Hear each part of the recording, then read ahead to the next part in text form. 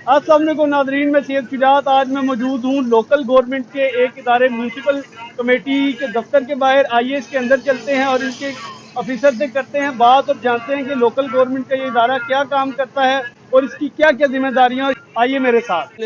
आज मेरे साथ मौजूद हैं हैदर अली तारड़ साहब, और आइए इनसे करते हैं बात, इनसे पूछते हैं कुछ सवाल। अस्सलाम वालेकुम। वालेकुम अस्सलाम जी। हैदर साहब कैसे हैं आप? अल्हम्दुलिल्लाह जी, बिल्कुल ठीक ठाक। हैदर साहब, तो आप हमें अपना तारुफ कराइए कि आपका इदारा क्या है और आप इसमें क्या रिस्पॉन्सिबिलिटीज अदा कर रहे हैं। हमारा जी अदारा जो है इसे local government and community development और अमूमन बल्दिया के नाम से जाना जाता है।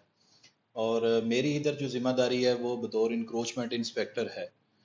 और ये जो इदारा है ये अवाम को बुनियादी सहूलियात फराहम करने में हमेशा जो है वो अपना किरदार अदा करता है। अच्छा, ये मुझे पहले ये बताइए कि ये जो इंक्रोचमेंट इंस्पेक्टर है ये क्या होता है, और ये जो लोकल गवर्नमेंट है और ये क्या होती है, इसके बारे में हमारे नाजरीन को थोड़ा सा बताइएगा। ये एक गवर्नमेंट का ही अदारा है जो बुनियादी सहूलियात, जैसा कि मैंने आपको पहले भी जिक्र किया, फ्राहम करता है लोगों को। और इंक्रोचमेंट इंस्पेक्टर की जिम्मेदारी जो है वो कुछ इस तरह से होती है कि कोई भी जो सरकारी रास्ता या गवर्नमेंट की कोई भी प्रॉपर्टी है उसके ऊपर कोई रुकावट आर्जी या पुख्ता हो, उसको ख़त्म करवाना जो है वो हमारी जिम्मेदारी में आता है।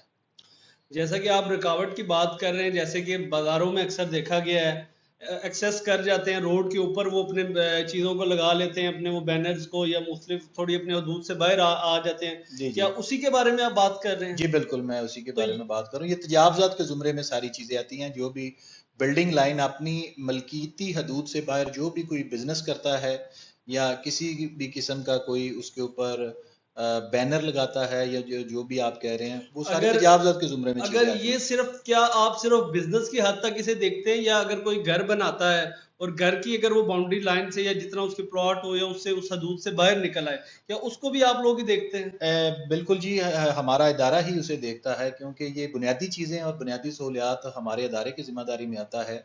जिस किसी ने भी घर बनाना है उसने पहले लोकल गवर्नमेंट को, जो भी मुतलका लोकल गवर्नमेंट होगी उसको, उसने अपना बिल्डिंग प्लान मैप देना है, नक्शा, और उसके साथ दीगर जो है वो फॉर्मेलिटीज़ होती हैं उसमें जमा कराना है।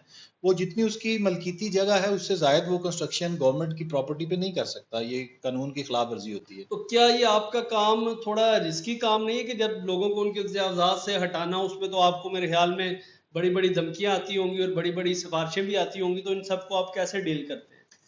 हमारे मुआशरे में कानून की लाशौरी तो बहरहाल जी मौजूद है। रिस्क भी इसमें होता है क्योंकि लोग जो है उस किसी भी जगह पे जो तजावज़ात करते हैं अगर उनको बर वक्त ना उठाया जाए या उनको रोका ना जाए तो वो ये समझते हैं कि ये हमारी मलकियत है, हमें किसी ने रोका नहीं है। या वो कानून की नज़र से अगर बच जाते हैं तो जब भी उनको रोका जाए या उनको मना किया जाए या उन्हें उठाने की कोशिश की जाए तो वो ये चीज़ लोग, सिफारशी कल्चर चूँकि हमारे मुआशरे में मौजूद है, लेकिन सारी चीज़ों के बावजूद हमने, अदारे ने अपनी ज़िम्मेदारी हर मुमकिन तरीके से पूरी करनी होती है। एज अ इंक्रोचमेंट इंस्पेक्टर आपको अदारे ने कितनी अथॉरिटी दी हुई है, कितनी पावर दी हुई है? पावर तो जी हमेशा कानून की होती है, पावर हमेशा कानून की होती है। हम ज़िम्मेदारी अदा करते हैं अपनी। ठीक है। ठीक है जी। और अलबत्ता तजावज़ात जो है वो मजमूई अवामी जो है वो फ़ायदे के लिए हम ख़त्म करते हैं। तो इसमें जो जितनी भी कानून में जो हमें इजाज़त है उसको हम कानून को इस्तेमाल करते हुए हर मुमकिन कोशिश से अपनी ज़िम्मेदारी अदा करते हैं। अगर आपको मौका दिया जाए कि आप अपने इदारे में मौजूद जितनी भी चीज़ें हैं उनको मज़ीद बेहतर कर सकें, तो आप अपनी आवाम की तवज्जो किन चीज़ों की तरफ लाएंगे और किन चीज़ों को आप मज़ीद बेहतर करेंगे? ये आपका बहुत मुस्बत और अच्छा क्वेश्चन है। ये लोगों को शायद आपके इस चैनल के हवाले से उनकी आगाही का बायस बनेगा। मुझे अगर आप पूछें ज़ाती तौर पे तो मैं तो कानून की जो है ना लोगों तक दस्तरस पहुँचाऊँगा कि लोगों को कानून का इल्म होना चाहिए। ज़्यादातर कानून की खिलाफ वर्जी मेरे ख्याल से शायद इसलिए है कि लोगों को कानून का पता नहीं है। लोगों को कानून का पता होगा तो वो शायद बेहतर अमल कर सकें और कानून की खिलाफ वर्जी कम होगी और मुआशरे में मसाइल भी शायद कम जन्म लें। कोरोना के दिनों में भी लोकल गवर्नमेंट काफ़ी अपनी खिदमात सर अंजाम दे रही थी लोगों को। दफन जब 2019 में की मैं बात कर रहा हूँ, जब नया नया कोरोना आया اور لوگ اس سے بڑے ڈر چکے تھے. جب میت کو دفنایا جاتا نہ اسے غسل دیا جاتا, ایک اسے تابوت میں بند کر کے اسے دفنا دیا جاتا, اس موقع پہ بھی آپ کی کوئی ڈیوٹیز لگتی تھی, اس کے بارے میں ہمیں کچھ بتائیے کہ وہ دن کیسے آپ کے کٹے. بالکل جی.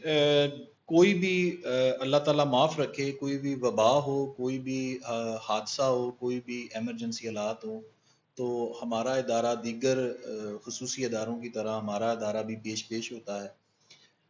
جیسے آپ نے بات کی کرونا وبا کے دوران ہمارے چونکہ ویسے بھی کوئی لاوارث میت ہو تو وہ لوکل گورنمنٹ کی ہی ذمہ داری میں آتا ہے, اس کی تدفین, اس کا جو بھی آخری رسومات ہوتی ہیں.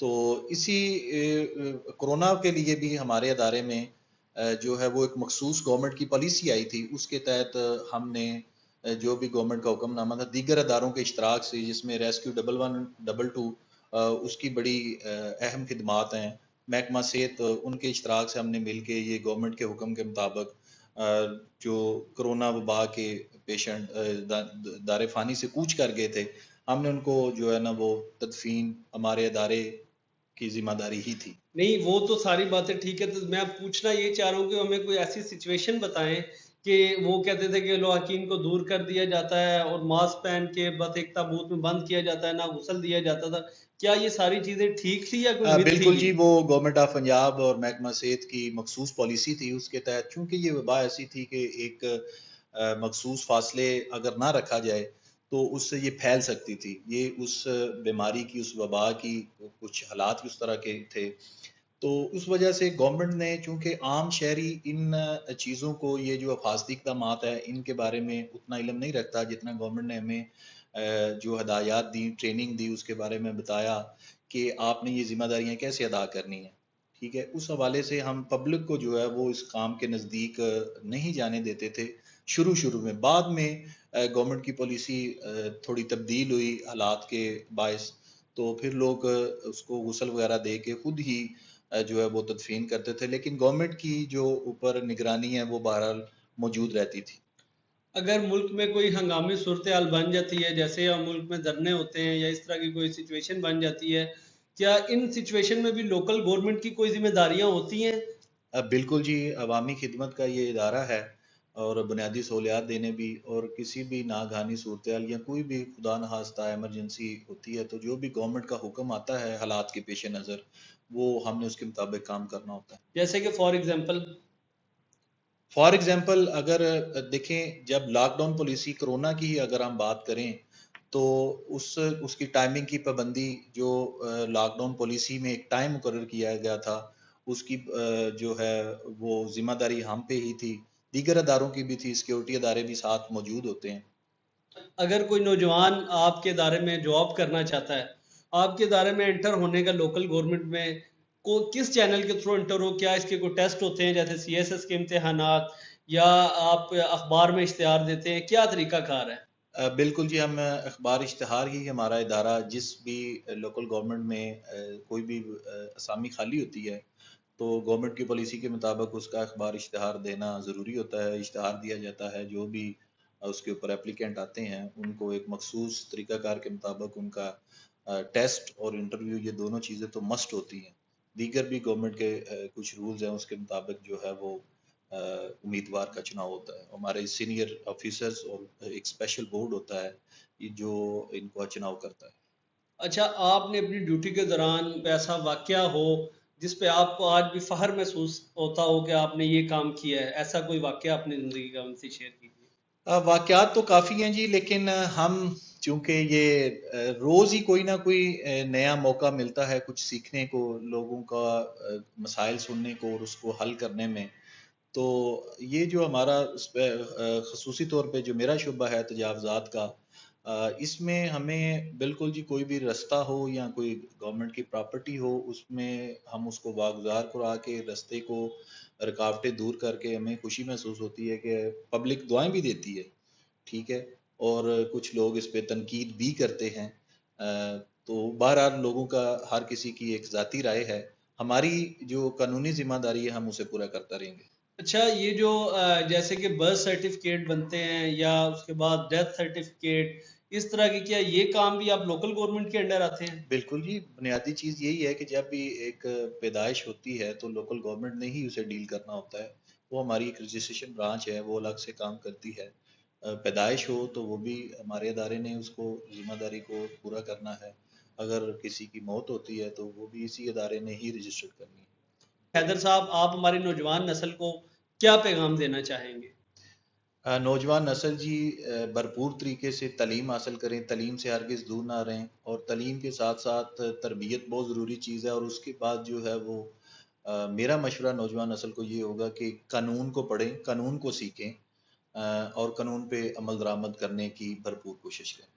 یہ تھے جی ہمارے ساتھ حیدر علی طارٹ صاحب، اور جنہوں نے ہم سے گفتگو کی اور ہمیں بتایا لوکل گورنمنٹ کیا ہے اور اس کی کیا کیا رسپانسبلٹیز ہیں. مجھے امید ہے کہ یہ ویڈیو دیکھنے کے بعد آپ کو لوکل گورنمنٹ کے بارے میں پوری انفارمیشن مل چکی ہوگی. پھر ملیں گے ایک نئی پرسنالٹی کے ساتھ، تب تک کے لیے اللہ حافظ، فی امان اللہ.